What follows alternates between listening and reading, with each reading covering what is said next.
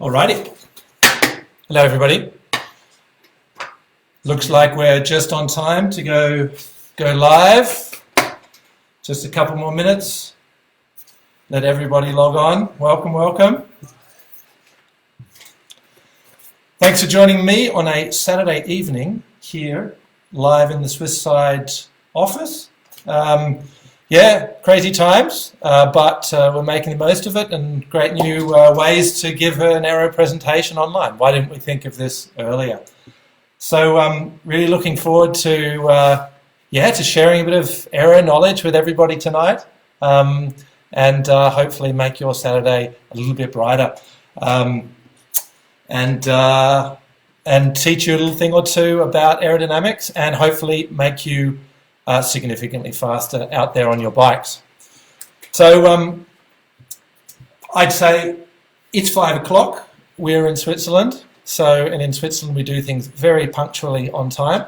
So we will kick off the workshop right now. So hello everybody. Thanks very much for joining. I'm Jean-Paul Ballard. I'm the CEO and co-founder of Swiss Side. And tonight we're doing a live Aero workshop to teach you a few things or two about aerodynamics and getting faster. I promise you an exciting, action-packed, performance-packed, free speed-packed workshop about aerodynamics. Thanks, first of all, for sending through all of your questions. We've got heaps of questions that have been sent through either on social media or through our Swiss Side website. So I'll cover as many of those as I can. Got my notes here, so don't worry when I'm looking down. We'll be covering all sorts of questions, including a few controversial questions like where the hell is the Swiss Side rear wheel? Disc rear wheel, we'll come to that a little bit later. Aero versus weight, a classic. And as well as lots of other frequently asked questions like, what are the best tyres for your wheels?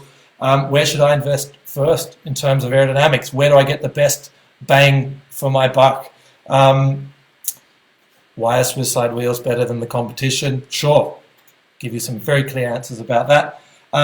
Helmets, apparel, position things, what's the best? And also a few bits and pieces about what's coming new from Swiss Side. But as a first, I'll give you a quick overview about how I'm going to structure today's workshop. First of all, in today's workshop, you're not just going to benefit from my experience. Swiss Side is definitely not a one-man band. We've got a very strong team of engineers that work behind the scenes tirelessly to deliver the research and development that we do for you. Bit of a background, I spent most of my career in Formula One, 14 years, and together with one of my former bosses and mentors, Dr. Seamus Malaki, the head of aerodynamics or chief aerodynamicist at Sauber Formula One team for 19 years, he jumped across and together with some of the youngest and brightest young engineers, we're doing research and development in cycling. We don't just do wheels, believe it or not. So, a lot of you will know us because of Swiss Side wheels. Some of them you can see behind me here. But we do a lot of consulting development for other brands, leading brands in the industry, developing bikes, developing helmets, developing suits, developing all sorts of aerodynamic products. So together with our experience out of Formula One and now, a good 8-9 years experience applying that knowledge to the cycling industry, we really do have an excellent overview of aerodynamics in cycling. So no bullshit from us, just pure answers. Any questions you've got during the session, send them through. There's no holes barred. You can send us any questions, and I'll do my best to answer them. Basically I'll kick off with some Aero basics, so everyone's up to speed about why aerodynamics is important, where we need to focus. Then we're going to move to wheels and tyres. Obviously, Swiss Side wheels, an important area, very important bit for your aerodynamics as well. Then we're going to move up the bike to frames, cockpits, what do you need to look for, what's important, and then to you, the athlete, your suits, helmets, what's important, what you need to look for, how do you select the right material. And then I'm hoping to charge through this quite quickly, and that way we can open the floor to your questions, so we can make this more of a workshop about what you want to know from us, and answer your questions. So again, at any stage, I've got Jonas here with at least 2.5 meters social distance from me at the moment, who is following all your questions that you're going to send through, both on Facebook as well as on Instagram Live. So any questions you've got, send them through. Jonas is going to ping them across to me during the workshop through the various sections, and I'll start answering those as we go. And that way we can have a good exchange as we go. So yeah. There's already a question on the screen. Already a question. Hi there. Updates on the pitot tube CDA tool. Yeah, very good question. I mean, if I roll a bicycle across here, you can see right here this guy, because we kind of knew that question was to come. I will come to that shortly. But yeah, it's a massive project at Swiss side. We have a lot of development on that project. It's basically, for those who don't know what it is, it's our wind tunnel for the road. It's a very highly developed device, which we've brought all of our Formula One know-how, everything we've learnt in cycling, all of the years and years of wind tunnel and CFD testing that we've done to try and build a device that allows you, the end consumer, to measure your aerodynamics out on the road. And yes, that is going to come as a commercial device for you. We have a very strong partner with whom we're developing it, because one thing about that I've learned personally at Swisside is we're really good at R&D. We're really good at coming up with new ideas and developing the best technologies. That's one skill set that we're really good at. Comes from Formula One, prototype things. But mass production in electronics, that's a whole nother game. And so for that, we needed a strong partner. So yes, that's coming, but it's coming soon. But getting into the workshop, first of all, let's kick things off. So let's start off with some Aero basics. Very, very first topic, why is aerodynamics important? Did you know that about 70% of the power that you put in your pedals goes to overcome aerodynamic drag? And that's for most of us riding a road bike, a TT bike. It doesn't change too much. Of course, at lower speeds, it's less. As of 15 kilometers an hour, aerodynamic drag becomes the biggest component, which is consuming your power. So even at 15 kilometers an hour, when you're going down to the shops to buy some bread, aerodynamic drag is pretty much the major resistance that you're overcoming with the power you put in your pedals. So really important. That's why we do what we want to do. But it's interesting because, you know, for 20 years plus in the cycling industry, we've been sort of brainwashed that weight is really important. And, you know, you can get it. You know, if I tell you that this coffee mug from Cervelo, thank you, you know, that I can make this 100 grams lighter, I can save 100 grams on my bike. We all know what 100 grams is. It must be quicker, right? You lost it. Oh no, we're all good. Sorry. We just lost our Instagram Live followers. You're back again. But basically with weight, everyone knows if it's lighter, it must be faster. But if you really break down the laws of physics, you can actually see that sort of weight and the component that weight contributes is only about 15% of the power that you put on your pedals on average, even when you're rolling around and going up hills.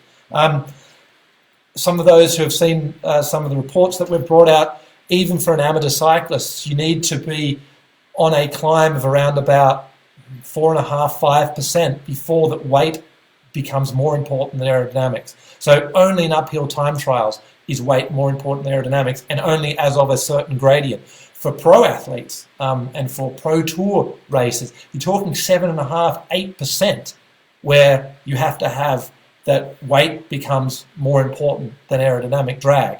So really important. But let's get on to knowing about how we can actually improve the aerodynamics. So it's not hocus pocus. It's just the laws of physics, which makes aerodynamic drag so important. So Another point on my little list of why is aerodynamics really important is not just for the pro cyclists. Lots of people think aerodynamic drag is important for pros. Actually, as a slower amateur cyclist, you benefit more from aerodynamics. There's two key reasons for that. One, you're basically out on the course for longer, so you can save more time percentually, so the proportional gains that you make reflect more in terms of time saving when you're going slower. The second thing is sailing effect.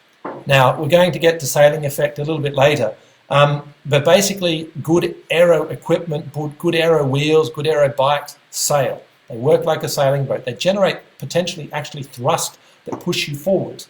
The slower you go, you see a bigger effective angle of air that hits you.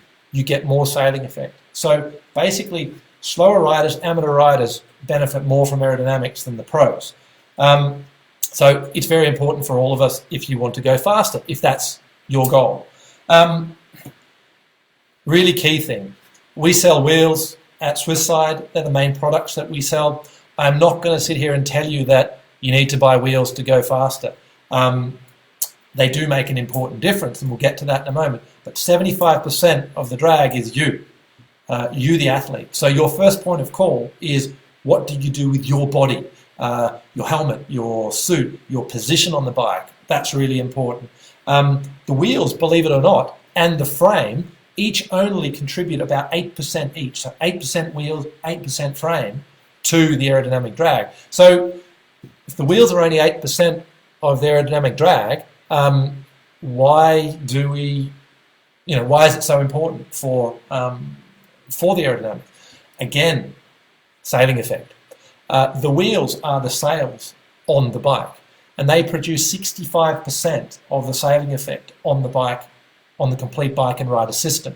So if you want to use the wind, and if you're a time trialist or you're a triathlete, even if you're a road cyclist, deep section wheels, they don't have to be super deep. A 485, like this one that I've got here, with some Bianchi Celeste decals, which are going to be coming soon to you.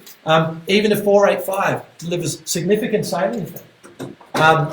And as a road cyclist, huge gains to be made just there. So that's why wheels are really important. The other reason wheels are really important, if you're a triathlete and you've ever ridden on a really windy day with some not so great aero wheels, then they're really hard to handle.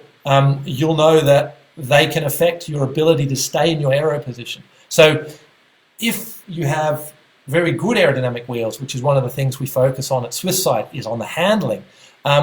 So they're very robust in terms of the sensitivity to the wind, that they're very benign, they don't react in gusty conditions, then you can stay in your aerodynamic position for longer. So the wheels, particularly the front wheel, has a direct impact on you being able to hold your position as a rider.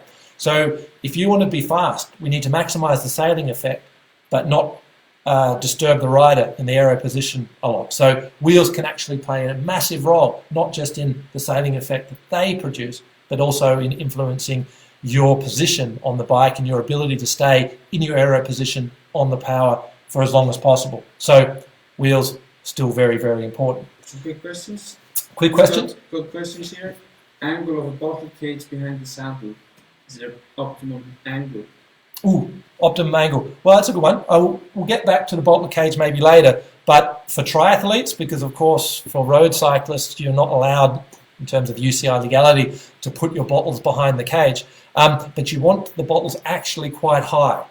In terms of the angle, we tend to see that slightly more angled, not flat, because the problem is the flatter you go, you start to lose your bottles. And if you lose the bottles, A, you get a penalty if you get caught by the judges, by the referees, and 2, you lose your hydration. So we don't want that. So typically, I would say sort of 60 degrees, a little bit higher, is a good angle for the bottles. But we can get to the bottle position stuff later.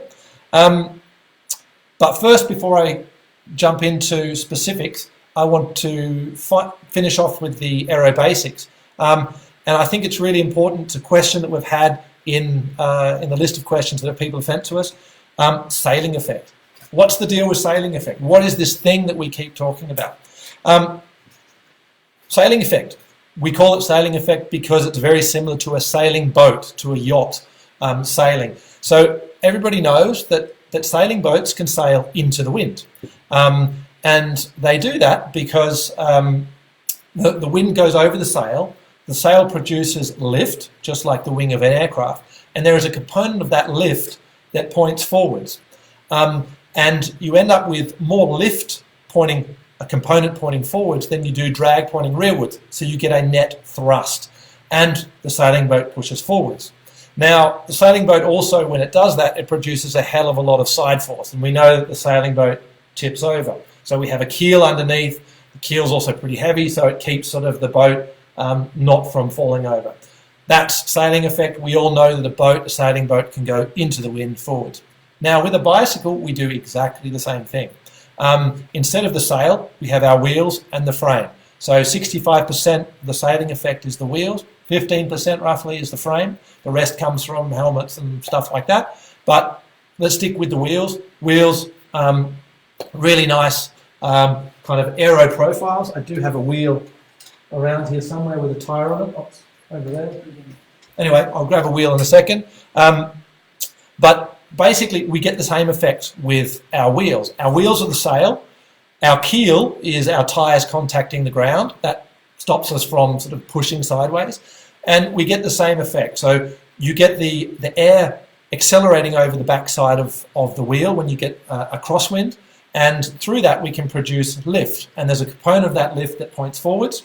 And that reduces the drag.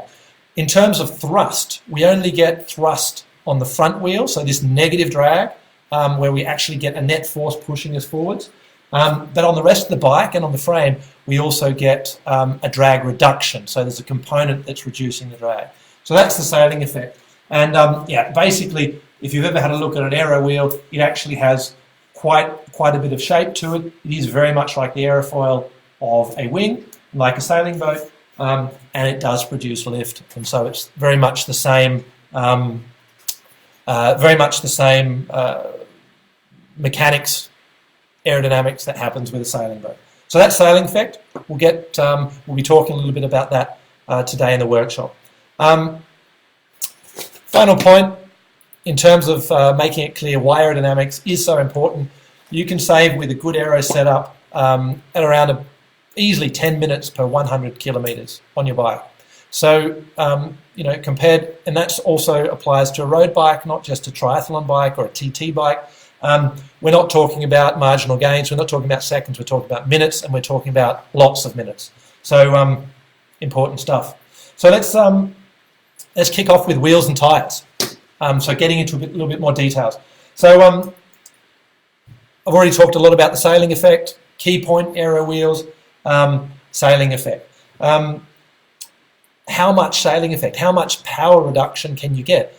In Kona, so those of you who are triathletes, those of you who know triathlon, famous race, on the wall here is a picture of Patrick Lange in Kona.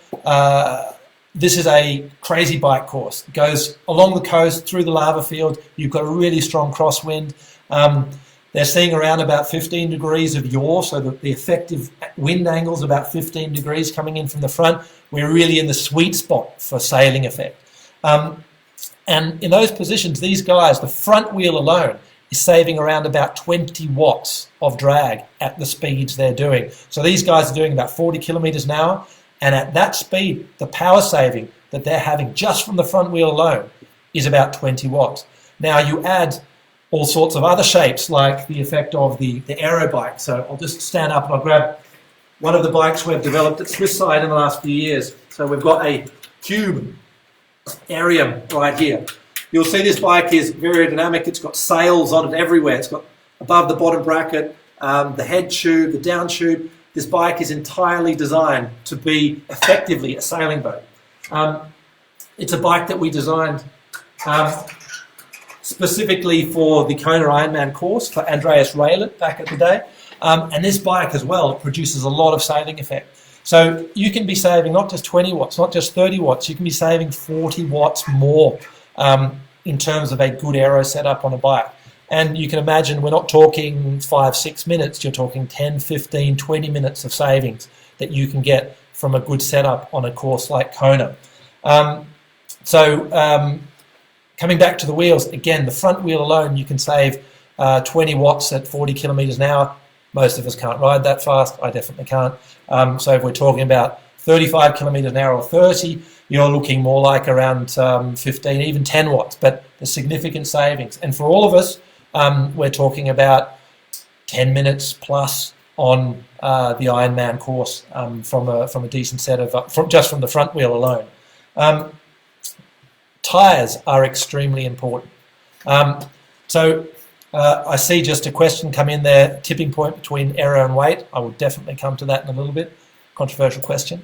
Now coming back to tyres, first of all, tyres are really important.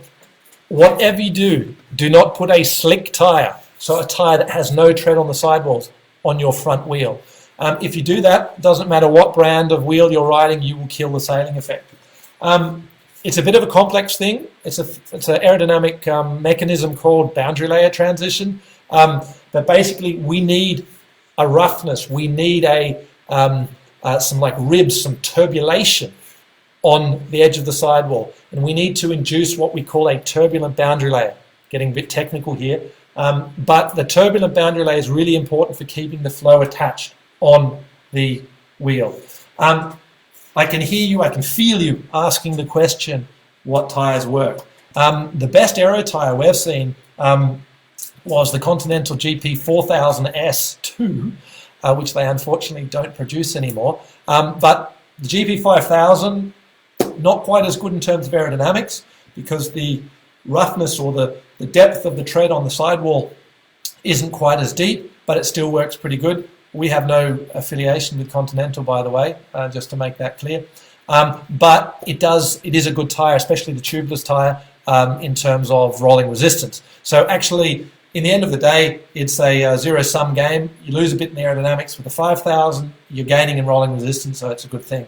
Other good tyres aerodynamically, the Schwalbe Pro 1 TT, good tyre, and also very, very good in terms of rolling resistance. So those tyres I can definitely recommend to use for your wheels. Definitely don't put a slick tyre on the front wheel. You'll lose all of your aerodynamic drag. It'll cost you 20 watts. Don't do it. On the rear, no problem. The tyres are not important for the aerodynamics on the rear. Basically, two reasons. One, you don't have the leading edge of the tyre in the free stream airflow anymore. It's mostly covered by the bike. And secondly, the rear wheel is in quite a lot of turbulent air. So you can go for a pure decision based on rolling resistance for your rear wheel. But don't forget puncture resistance. There's a couple of, like the tyre with the lowest rolling resistance from our measurements is the Vittoria Corsa Speed. But from the testing we've done, you get a puncture every second time you go out. So if you're going to do an Ironman and you've trained so hard, it doesn't really make too much sense to get a puncture halfway down the course and to lose 5 minutes changing a tyre. So consider aerodynamics, consider rolling resistance. Tubeless is a good thing. Big fan of tubeless. It does bring a reduction in rolling resistance, so it does make you faster. Tyre size, one of the key questions that we got from you.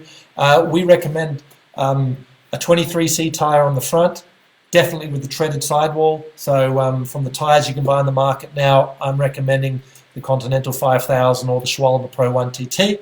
They don't make those in the 23, I don't believe, but the 25 is good. The new tyres are built to a new norm that's recently been brought out. So the 25mm tyres of the new models, like the Continental 5000, is actually the same size as the old 23. So there's not a big penalty. There's not a penalty at all in terms of aerodynamics due to the frontal area. So and for those of you who have bikes that can accommodate larger tyres on the back, we're seeing a lot of people running 28mm tyres to get the rolling resistance benefit from those, as well as a comfort benefit from being able to run lower pressures. So we definitely recommend the staggered tyre sizes, 23, 25 or 25, 28. And remember, always have the tyre with the treaded sidewall on the front, on the rear, do what you like. Okay, coming to some more of questions that you've sent through.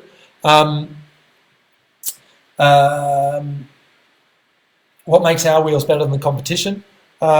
We put a lot of development into the handling of the front wheels. So we deliberately make sometimes a small drag.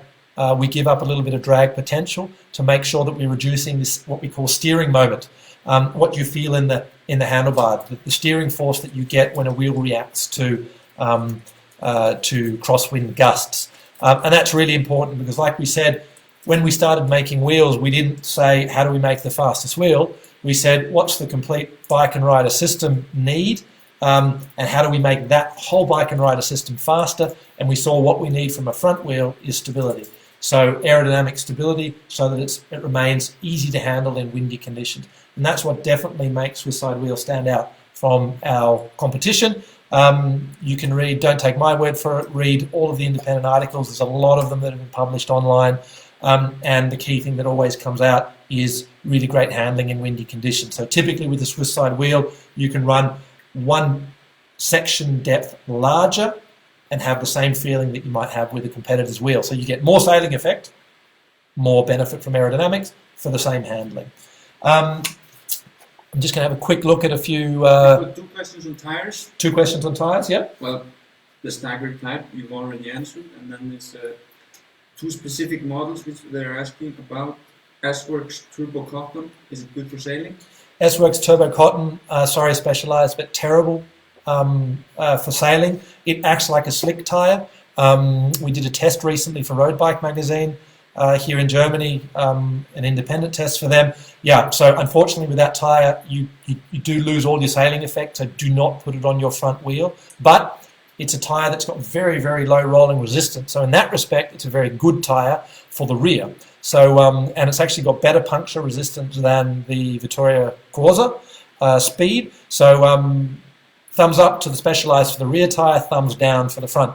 And no problem to run different tyres front and rear. You know, you should run what's the fastest for what front or rear needs. And then there's the Bontrager R3. Bontrager R3, which is has got these sort of pinnacles on it, but it looks pretty slick. Oh, the Bond, yeah, yes. Jonas is just showing me a picture. Yes, also a tyre we've tested. Unfortunately, doesn't deliver the turbulation on the front tyre that you need to make the front wheel work. I don't know about the rolling resistance numbers off the top of my head, so I'll let you guys look that one up. But something to, again, not a tyre to put on your rear wheel. I see the Swiss side disc wheel coming through. I will answer that in around about 3 minutes' time. So stay tuned. But anyway, more questions from you. Different wheel depths. Why different wheel depths? Oh, actually, here we go. I've got a little graphic here on another computer. This is a... Can you see this? Oh, not if my screen goes off. This is sailing effect. So basically what you're seeing here is as the increasing angle of yaw, so the increasing crosswind angle picks up, how the drag is reduced. So on the vertical axis you've got power, and on the horizontal axis you've got increasing wind angle, so crosswind angle. So basically you get the sailing effect, and then with different wheels you get less sailing effect. So for example, with an 800, with our 80mm wheel, you get the maximum sailing effect down here. With a 485, you still get a significant sailing effect, but you don't get thrust, for example, so it won't thrust. However, it's got around about 25% of the steering moment, so the handling effect in the wind. So if it's a really windy day, sure, you're going to give up a few watts of aero drag potential, but it's going to be a lot more better handling. So you are going to be able to stay in your aero position for longer. You know, if you get to the point, and every rider gets to a point when it gets too windy to run really deep section wheels, then you have to go for one wheel smaller. Always on the front first, so you can run a staggered wheel depth. The most common wheel combination we sell at Swiss side is a 625 on the front, 62 millimeter wheel, and an 80 at the back. And that's actually a really good combination because you get 95+% of the aero drag potential, but the 625's actually got more than 25% less steering torque than the 800. So the 800's got a limit in terms of what you can run in terms of wind conditions. So 625 is really a good wheel. And on that note, well, this is it here again, it's a fantastic wheel for road cycling. So this is the wheel I run all the time on my road bike, and I can ride this wheel. I'm a 78 kilo cyclist, and I can run this wheel pretty much in any wind conditions. So a little bit of an insight there. People asking about 3-spoke, 2-spoke, 4-spoke, 5-spoke wheels. What do we think? What don't we think? Basically, those big spoke wheels are aerodynamically quite bad. We've seen the best one that's out there is the Shimano Pro 3-spoke wheel. That works okay.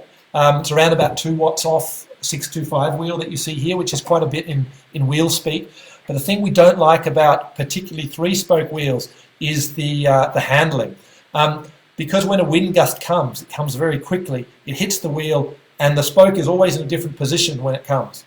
And so you get very unpredictable, or let's say not predictable steering torque effects. So what that tends to do is it tends to unsettle the rider because it doesn't quite handle the same all the time.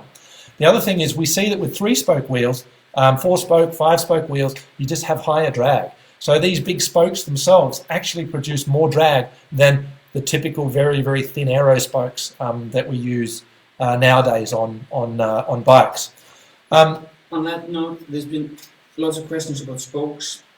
Round versus flat. Oh, what's better? Yes, so lots of questions about spokes. Flat spokes, really good. Our enemy in cycling, in aerodynamics in general, is a cylinder. Cylinders are bad. And we'll get to that when we talk about frames later on. But round spokes are actually quite bad in terms of aerodynamics. Very, very measurable. So bladed spokes, aero spokes, very, very good. We use DT Swiss Aerolite spokes, fantastic. Work very, very well. And actually, coming back to the topic about tri-spokes, we see very little. You actually get very little incremental drag increase from these really thin spokes compared to big spokes on a 3-spoke, 4-spoke wheel. I can't see any questions coming through, but people have asked me before, why are people running 3-spoke wheels on velodromes? Really good question. We believe you'd be faster with a spoked wheel on a velodrome. Especially, we have a development project together with our partner DT Swiss that involves spokes, and we do a lot of measurement of rotational drag. So we're not just measuring the drag longitudinally; we're measuring how much energy is consumed by rotating the wheel, and we're seeing a lot of potential in spoke design. So I tip for the future: you will start seeing spoked wheels back on velodromes. Moving on, basically I'm not a fan of of 3-spoke, 4-spoke wheels. Worse handling, higher drag, not a fan. If we thought they were good, if we would have measured that they're good, and we've done a lot of CFD simulations of those sorts of things, then Swisside would have produced one since a long time, and that's why we don't have one. Now, I want to get on to bikes and frames and so on, but before I do, lots of people have been asking me constantly and asking Swisside constantly about disc rear wheels. Yeah, there's a question. There's a lot of questions coming. Can you grab half a disc rear wheel? Yes. There's one on the floor. So, disc rear wheel. How much does a disc rear wheel bring? The answer is, compared to a Hadron Ultimate 800, very little. Here's half a disc rear wheel. So, for you, I'm not going to show you the inside because those of you who are perhaps watching from our competitors might like to know what type of a structure is inside of that thing. Not going to show you. But yeah, what does a disc rear wheel bring? Actually, it only brings about 2 watts to 2.5 watts compared at 45 kilometers per hour. So if we calculate that down to normal human JP speed of say 35k an hour average when I'm fit on a triathlon, we're talking about a 1 watt drag saving. So why haven't we been pushing harder on our disc rear wheel project? Well, one of the core beliefs that we have in Swisside is we want to deliver maximum performance for good value for money. Now, Aero wheels are expensive. We try and bring the best price that we can with our Aero wheels, but nonetheless, we're talking about over €1,000, up to €2,000 for a set of our wheels. This is expensive. Now, a disc rear wheel is going to cost around about €2,000 for us to bring to you on the market. It has a lot of carbon in it. It's produced in low quantities, so it makes it a very high-cost product. Now, we have never really pushed it too hard to prioritize it, because we say, well, to bring a wheel that costs €2,000, that's going to bring you, most of the guys out there and girls, a 1 watt saving. It's not very, very good bang for the buck. But we do understand that people do want a disc rear wheel, and we have been working on a disc rear wheel, and it is coming. One of the reasons it's taken so long is we're onto our 3rd supplier. So we do not want to bring a low quality product. We are very much believe strongly in high quality products. We work only with the best suppliers. All of our wheels here are produced in collaboration with DT Swiss. Amazing producer of wheels. They have their stuff absolutely nailed in terms of quality. That's why you see so many people running, so many brands running DT Swiss hubs. They actually produce for a lot of brands on their private label. So a lot of you are actually riding DT Swiss produced wheels. Thank you, DT Swiss, for helping us produce such great wheels. But the disc rear wheel project is one we're doing on our own, because it's not a kind of product that DT Swiss produces. So that's taking longer. When are we going to bring it? I've been promising a lot. I am hoping that we bring something early next year. So my target is that we deliver you a disc rear wheel to purchase early next year. That is my goal. We're on it. We have prototypes. We're riding them. You see them out on the road. You see the pro riders riding them. But until we get the quality nailed, and until we get a price point that we feel is acceptable, we're not going to bring something that's suboptimal. So hopefully you guys accept that answer. It's the best answer I can give you for now about the disc rear wheel. But it's for most triathletes out there, if you want to spend €2,000, to be honest, you're better off spending that on a really good suit, and you're going to make a lot more aerodynamic gains on buying the right suit or the right helmet than you are with a disc rear wheel that you can only use a limited amount of the time. So that answers wheels. It's a question about 3 spokes in the Pro Tour. 3 spokes in the Pro Tour. Oh yeah, why do Pro Tour teams run 3 spokes? Yeah, because they've been brainwashed by each other for the last 20 years that 3 spokes are really good. Actually, they're not. So my tip is that you'll start seeing Pro Tour teams running less and less 3 spokes and running more and more spoked wheels in the coming years, because all they need to do is do a wind tunnel test, or in the future do a measurement with our CDA meter device, and they'll see for themselves that they're faster with a spoked wheel. Pro Tour teams are funny beasts. They're mainly driven by former athletes who were athletes 20, 25 plus years ago, who don't necessarily know a lot about technology. As some of you might know, we've been working together with Ineos in the last few years. That's a team that very much does understand technology and does want to push it forwards. They are still running a 3-spoke wheel, but as I mentioned before, the Pro, they're also sponsored by Shimano. Their 3-spoke wheel is not too bad, so they ride what they're given. But I think, to be honest, in the future, who knows, maybe even they will start riding something different if they want to go faster. I'm going to move on to frames now, because there's only so much we can talk about wheels, and I could talk about wheels for years, but you guys want to hear more than that. So frames and cockpit.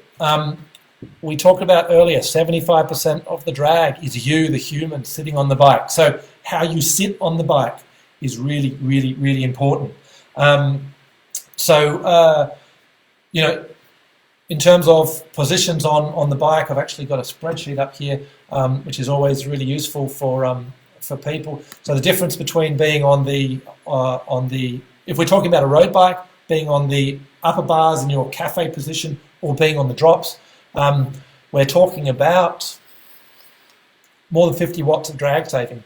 go out and make the measurements yourself. If you've got a power meter on your bike, ride around at a certain speed, hold your speed at 35 kilometers an hour, and then drop to, and then go to the drops and try and hold that same speed. And I promise you're going to be seeing 40 to 50 watt power saving. So your position on the bike, how you ride, is really important. So the first thing I would recommend to you as we start talking about frames is think about how you ride on the bike. I'm a big fan of yoga. I don't do nearly enough myself. My partner is a yoga teacher, so I should probably take some more of her classes. But being able to hold a lower position, ride the lower drops further is actually the biggest thing you're going to do to improve your position. If you're riding a tri-bike, being able to ride your tri-position longer, going a little bit lower, they're things that are going to bring massive drag savings, and they cost you nothing except a bit of stretching, a bit of core work. But I'm already on to athletes. Let's stick with frames. Aeroframes make a huge difference. I mean, we're talking at 35 kilometers an hour, 25, 30 watts difference between a poor aeroframe and a good aeroframe. And then we're also talking about sailing effect. Good aeroframes sail a lot when it comes to the wind. So very much the days of non-aeroframes are gone. If performance is your thing, I completely understand beautiful old classic bikes with thin round tubes, beautiful things, but they're not aerodynamic and they're not going to be fast. So if going fast, if doing racing, if having KOMs or best times on your Strava feed is an important thing, you need to focus on aeroframes. So what does an aeroframe look like? It has aerodynamic shapes on the tubes, camtail profiles. There are sort of aero profiles that are cut off, that have cut-off trailing edge. These do work aerodynamically. So, but there's a lot of aero marketing out there. I recommend to follow the brands that publish data, look at independent tests. Magazines in Europe like Tour Magazine, Road Bike Magazine do a lot of aero testing in the wind tunnel. Look at the data they're publishing. But yeah, aeroframes do make a big difference. So keep away from these sort of down tubes that are square or faceted shapes or round cylinders. Our enemy don't like those. Stick with aeroframes. Integrated cables make a big difference. So I know it's a pain to work on a bike with integrated cables, but it is a good 3 watt saving straight off the bat, and that's also kind of for free. So you'll see more and more new bikes coming out with fully integrated cockpits. That is a good thing. We do recommend integrated cockpits. Work from the front rearwards. Aero handlebar, really important. Now, it's funny, we work with a number of bike manufacturers, helping them with aerodynamic development of their bikes. And depending on who you speak to, you get different opinions on ergonomics versus aerodynamics. Now, I personally ride a Cervelo S5. It's an amazing bike aerodynamically. It's got a really aero cockpit, and it has a very sharp aero profile handlebar. Now, some brands, that's a no-go because they would say ergonomically it's terrible. I love it. I don't find it uncomfortable at all. So it's a question for you, ergonomics versus aerodynamics. But an aero cockpit does bring a lot, and we're also talking 4 to 5 watt saving just from a good cockpit. So if you want to make an upgrade to your bike and you've still got old round tubes on your road bike, or you've got a tri-bike that's got sort of round tubes or non-aerodynamic base bar, definitely worth an upgrade to go with an aero cockpit. Got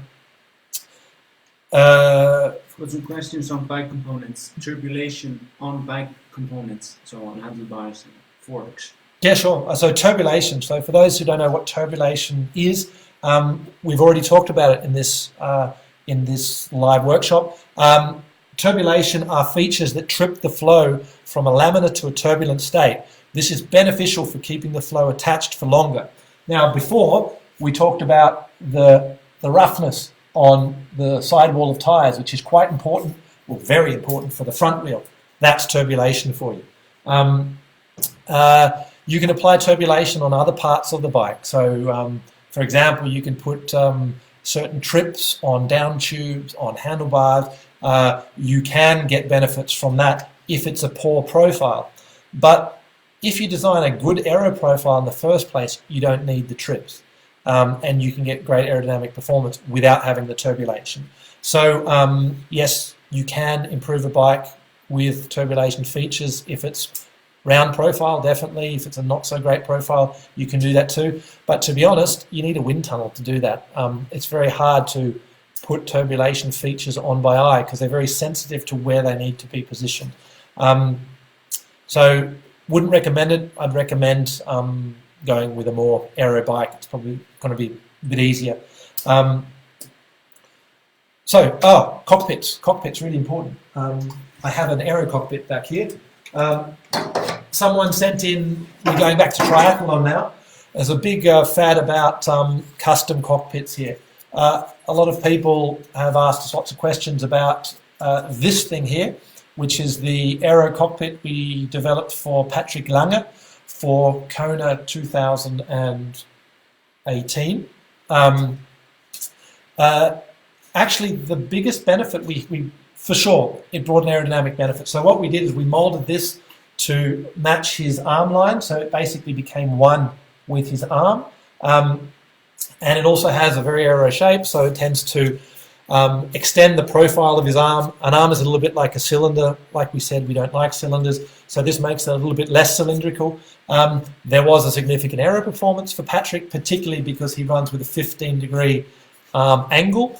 But the biggest performance that we heard from Patrick was the ergonomics. He could lean with his whole arm over this whole length here, which allowed him to reduce the tension in his shoulder area. He was more comfortable on the bike, which meant he was saving energy, and he says it allows him to run faster.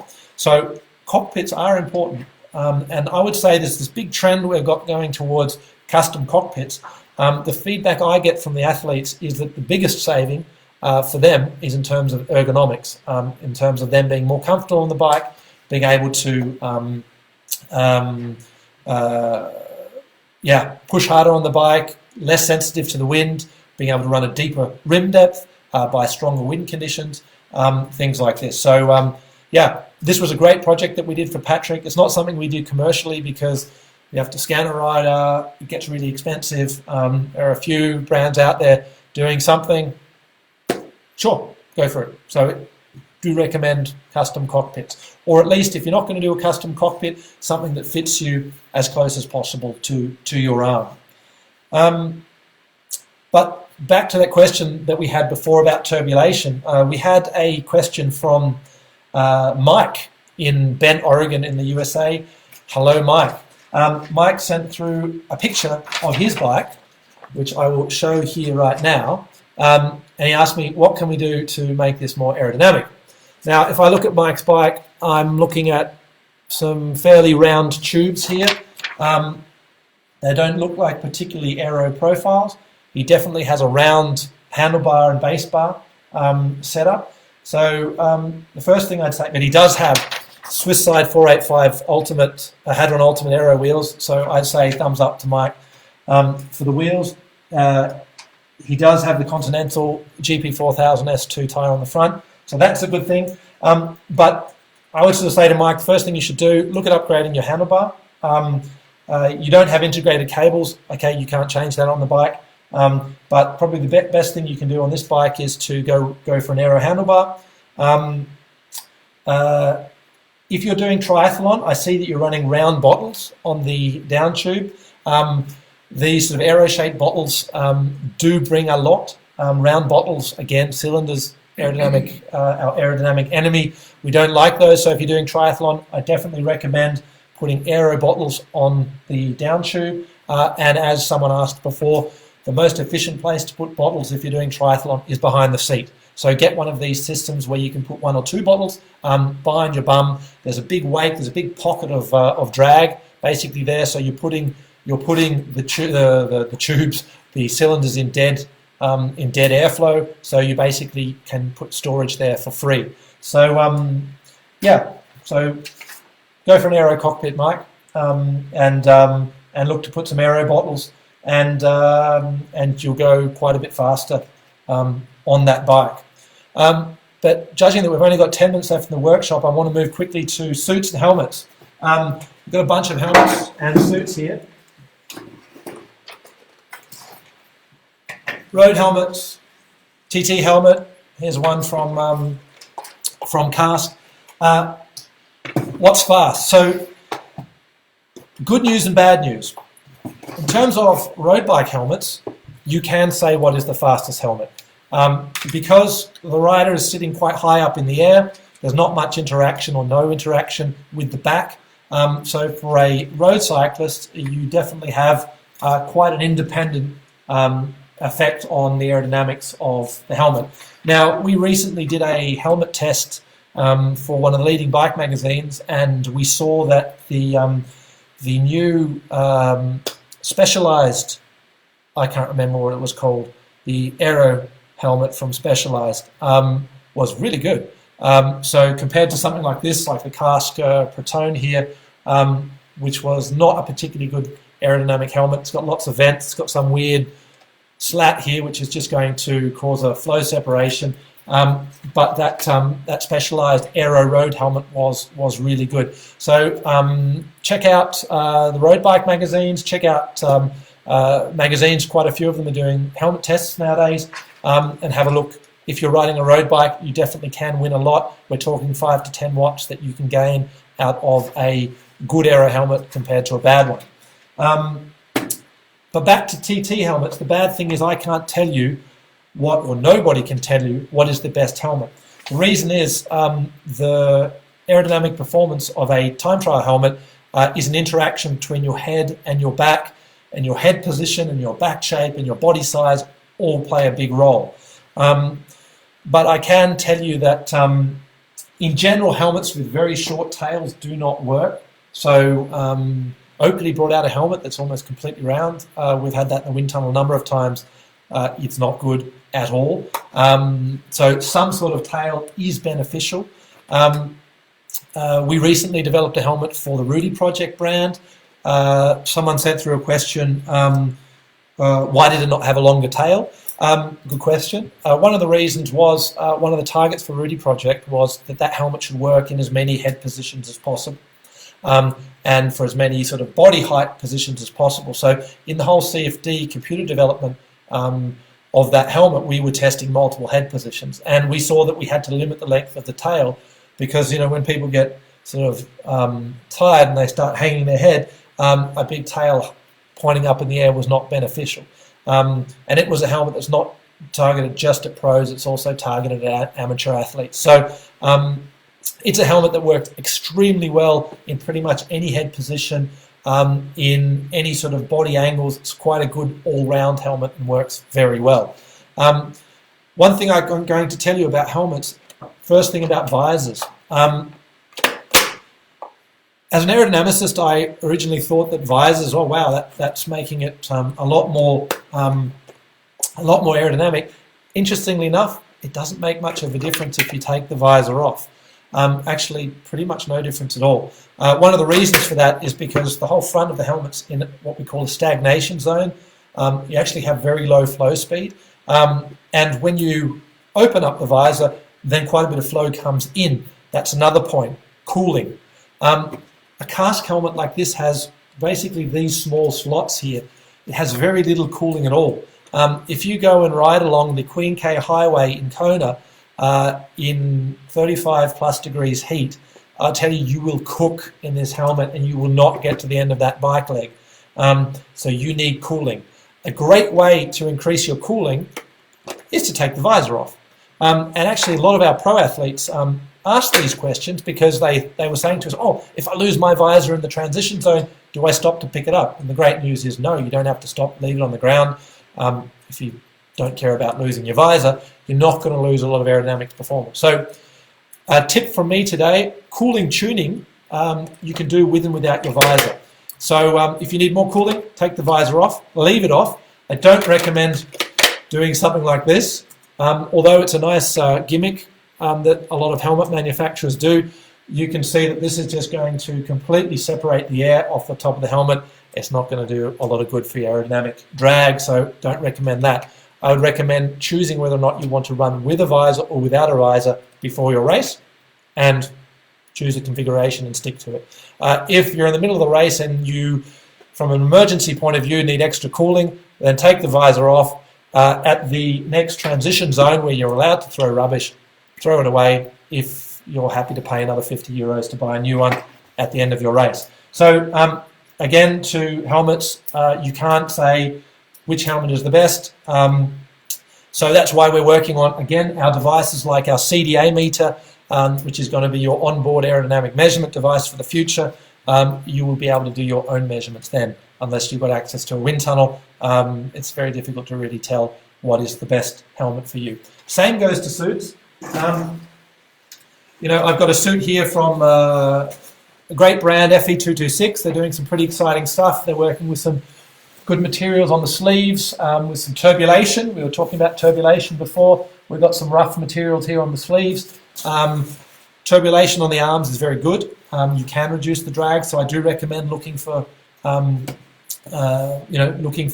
suits that have got ribs or roughness on the arms. Typically that does bring something, but again, very difficult to say which helmet is the best for everybody. So in terms of suits, basically the best thing is the fit. That's the one thing I can tell you. If you have a suit that doesn't fit well, from our measurements in the wind tunnel, we see higher drag levels. So if you've got a suit that fits really smooth, that fits really tightly, that has as little wrinkles as possible, you are going to see a benefit. So if you have to make a choice, which 99% of us do because we don't have access to a wind tunnel, if you've got to make a choice for a suit, my recommendation is get a suit that fits really well for you.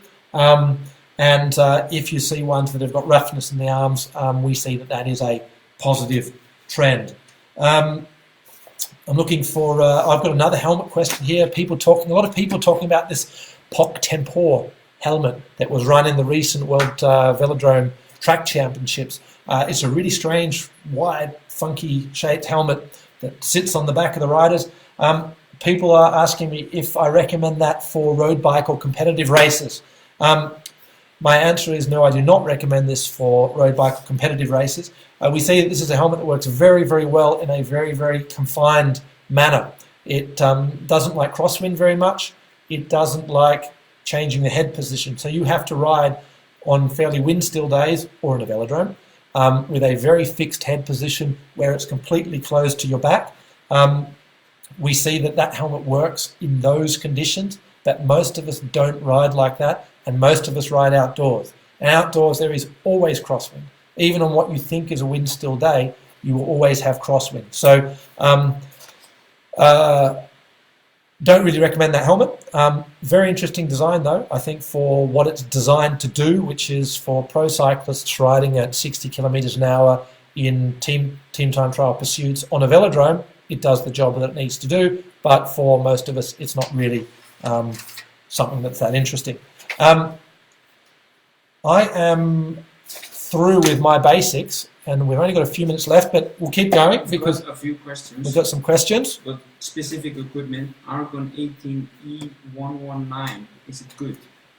That's the Argon 18. Oh, the Argon 18. Yeah, yeah, we've had quite a few Argon frames in the wind tunnel, the 118 and the 119. Not the best aerodynamic bikes, actually. A little bit disappointing. They look quite aerodynamic, but the truth is they're not. I think from memory it's around about 62 watts drag at 45 kilometers an hour in the wind tunnel. Maybe at this point, what are the best bikes? Best TT bikes. Fastest TT bike on the market right now, triathlon specific bike, is of course the Swiss side developed Cube Arium C68, which I showed you before. I'm not saying that because we developed it. I'm saying it because it really is, and you can measure it in the wind tunnel. It's a seriously fast bike, but there are more coming. We've been developing quite a lot of TT bikes in the last couple of years, so stay tuned for that. Other really good bikes, Canyon, Speedmax. There's no coincidence why that bike has won so many Ironman World Championships. It is a fast bike. The new Cervelo P5 is a very slick bike, so that is a very good bike indeed. In terms of road bikes, one of the best Aero road bikes. We recently tested. I've got an Instagram Instagram feed has paused. Well, we'll continue with the. Let's see. I'll just try and get the Instagram feed running again, which is not going to go. Sorry, Instagram people. We're going to have to stick with Facebook. Track speed concept is another question. Oh, track speed concept. Yeah, track speed concept, not bad. Had that in the wind tunnel. Pretty good. So, yeah, it's definitely up there with the Canyon Speedmax. Back to Aero road bikes, some of the best Aero road bikes. The new Cannondale System 6 we measured in the wind tunnel recently. We have had nothing to do with that bike, surprisingly quick. Well, I'm sure they've done a lot of work, so good on them. Very good bike. Canyon Aero, good bike. Cervelo S5, very good bike. What else was good? They were the top ones off the top of my head. I'll try and get this Instagram feed going again. No, they don't like us. Sorry, Instagram. Okay, so any more questions? What's aero bar angle? Tri-bar angle. Oh, right, tri-bar angle. Yeah, so flat angle. Horizontal is better, but of course that does create a lot of tension in your shoulders. Because I'm a bit of an aero geek and I've had the opportunity to do my own wind tunnel testing on myself in the wind tunnel, I know that for myself, horizontal bar position is very good, but I can't hold it for more than about 90 kilometers. So I need to do some more training and stuff to make that possible. But I understand, so I'm riding around about a 10 degree up position. It's a little bit of a penalty, but of course you have to be able to hold your aero position for the whole ride. Doesn't help you if you can ride a super aero position for 90 Ks and then for the next 90 Ks you're out in a 50 watt higher position on your base bar. That doesn't help you. So yeah, that's my recommendation. Aero difference between disc and rim brake TT bikes. Disc and rim brake, TT bikes, road bike, rim brake, disc brake. Very good question. Didn't touch on that. Some brands will tell you that they make their disc brake bikes just as fast as their rim brake bikes. That's not true. It's not possible. Basically, you always have a very small drag penalty with a disc brake setup. If you do it right, you can manage that drag penalty to within about 1 watt. So I tell you what, it's a very, very small amount. And for the benefit of having wheels that you can switch between both of your bikes, if you now have a disc brake road bike and you're going to buy a new TT bike, I would suggest to buy a TT road bike that's got disc brakes because you can switch your wheels between the two. For a 1 watt penalty, you've also got great braking in all conditions. Doesn't matter how good you make your rim brake wheels, they're always not going to brake as well in the wet as they do in the dry. So there's always a small penalty, but it's not drastic. Paint be aero. Paint can be aero. It's a difficult one.